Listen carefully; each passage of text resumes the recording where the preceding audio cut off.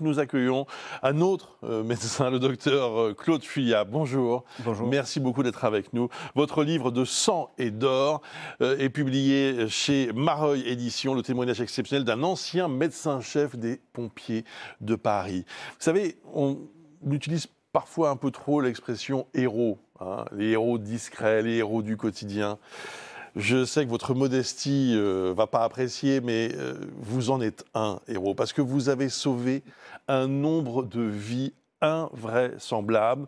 Vous vous racontez dans ce livre tout ce que vous avez vécu, la catastrophe de la gare de Lyon, la prise d'otage de la maternelle de Neuilly, la mort de Lady Di en 1997, l'incendie de la rue de Provence à Paris en 2005, le tremblement de terre d'Haïti en 2010.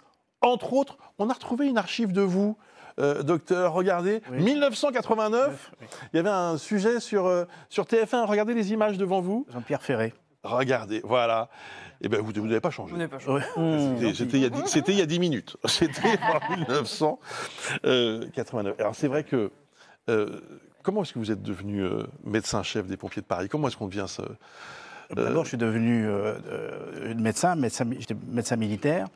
Et très rapidement, j'ai voulu, c'était dans les années, donc je suis sorti début des années 80, et je voulais être opérationnel, et donc j'ai tout fait pour intégrer les pompiers de Paris. Elle est sortie de l'école d'application du Val-de-Grâce, j'étais bien classé, donc j'ai eu le choix, et j'ai intégré les pompiers de Paris. Rapidement, j'ai fait la spécialité d'anesthésie-réanimation, et je suis resté 16 ans chez les pompiers de Paris, où j'ai eu différentes fonctions. Ensuite, je suis parti dans les hôpitaux militaires, où j'étais chef de service des urgences de l'hôpital Percy à Paris, et je suis revenu en 2004, comme médecin-chef des pompiers de Paris. Alors, vous avez vécu des choses incroyables. Moi, je voudrais qu'on s'arrête un instant sur ce qui se passe la nuit du 31 août 1997. Vous êtes appelé en urgence pour un accident de la circulation en plein Paris, au pont de l'Alma.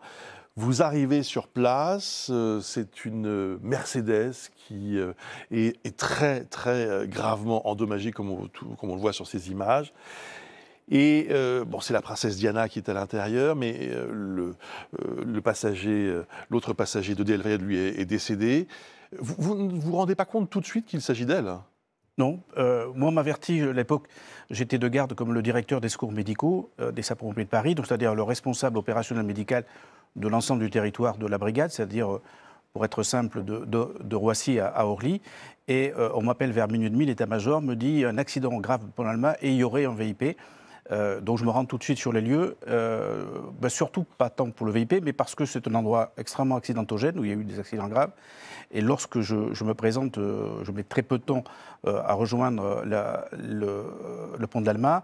La première équipe de réanimation, les premiers pompiers sont arrivés, puisque la caserne la plus proche est juste de l'autre côté de l'ancien siège de TF1 d'ailleurs. Cognac-G. Voilà, Cognac-G, donc c'est la caserne Mallard qui est juste de l'autre côté du pont de l'Alma. Donc les premiers pompiers sont arrivés tout de suite. La première équipe de réanimation du SAMU de Paris vient d'arriver lorsque je me présente avec ma voiture et mon chauffeur. Et l'équipe de réanimation des pompiers de Paris est derrière moi, en fait, en arrivant. Donc, lorsque j'arrive, j'ai 2 médecins avec moi, j'ai 3 blessés graves. J'ai un passager, enfin le conducteur qui est décédé et irréanimable parce qu'il est complètement coincé dans la voiture, on ne peut pas le sortir. Et donc je confie la jeune femme au médecin du SAMU de Paris, je confie le blessé incarcéré qui s'avère être le garde du corps, oui, à l'équipe de réanimation des pompiers de Paris. En attendant, je vais prendre en charge celui qui est Dodier Lafayette, qui est un arrêt cardiaque par terre, massé par les pompiers. Je lui mets un tube dans la trachée et très rapidement la 3e équipe arrive, donc je lui confie le 3e blessé. Et là, je fais l'enquête qui est ce VIP. Alors je demande aux premiers pompiers, ils ne savent pas, je demande au médecin de SAMU de Paris s'il a une notion, il ne sait pas. Et puis la police arrive en nombre. Et là, je demande, et puis celui qui s'avère être au commissaire de police me dit, mais d'une phrase très rapide, c'est Lady Di. Et là, je ne comprends pas, parce que Lady Di, comme ça, je ne comprends pas. Et il me répète, interloqué, il me dit, mais c'est la princesse de Galles, donc je vais la voir. Et là, elle est consciente? Ah oui, enfin, quand j'arrive, elle est confuse, mais elle me parle, elle est confuse. Moi, je la vois très rapidement, puisque moi, je fais un bilan très rapide de chaque... Mais qu'est-ce qu'elle vous dit? Elle dit rien de particulier, c'est des bords morigues, parce qu'elle est très confuse. Mais moi, ça dure, mon examen clinique dure 15 secondes. Je lui prends le pouls, je regarde ses conjonctives, je lui parle, et puis je la confie au médecin qui va la prendre en charge. Voilà. Autre souvenir très fort, quelques années plus tôt, mai 93, la prise d'otage de la maternelle maternelle de Neuilly. Tout le monde, évidemment, se souvient Bien de sûr. ce qui s'est passé. Ça dure 2 nuits.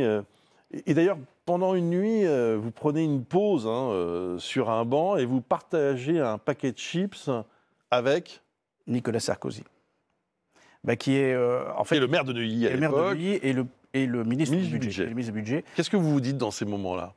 Oh, rien, vraiment des banalités, parce que, en fait, ce qui s'est passé, c'est que la prise d'otage a lieu le matin, le vendredi matin vers 9h, et de mémoire, Nicolas Sarkozy arrive vers midi à peu près, midi 13h, et là, il a toute une phase de négociation avec le preneur d'otages, où en fait, il montre son dynamisme habituel, qu'on le connaît, et là, il arrive à négocier la sortie de beaucoup d'enfants.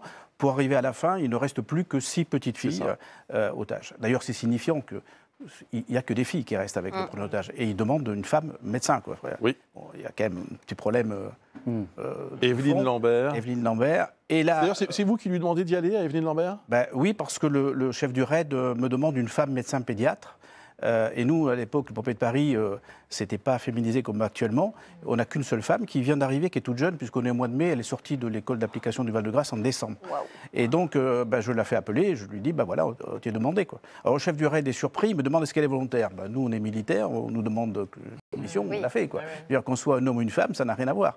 Voilà. Donc, à la limite, ce qui était plus inquiétant pour moi, c'est qu'elle était jeune dans le métier. Mais ça aurait été un jeune garçon, c'était pareil. Vincent. De par notre métier de médecin et particulièrement par votre spécialité, on est souvent confronté à des situations difficiles, tragiques. Est-ce que l'écriture de ce livre, ça aide finalement à mieux gérer l'émotion qu'on peut ressentir? Alors, je peux vous dire, là, je vais essayer d'être rapide parce que je suis un peu logorique, mais j'ai découvert une vertu de ce livre secondairement. Alors, je ne l'ai pas écrit pour cela, véritablement, mais j'ai un de mes jeunes adjoints qui, lorsque j'étais médecin-chef des pompiers de Paris, m'a contacté. À l'époque, il était jeune médecin, et lors de l'incendie de Vincent Auriol, je ne sais pas si vous vous rappelez, le boulevard Vincent-Auriol, c'était en 2005, j'étais un peu après la rue de Provence, incendie qui a généré 17 morts, dont 14 enfants. Et à la fin de l'intervention, le colonel des sapeurs-pompiers lui a demandé d'aller dans le dépositoire, s'occuper des enfants pour les rendre présentables aux familles pour qu'ils puissent les reconnaître.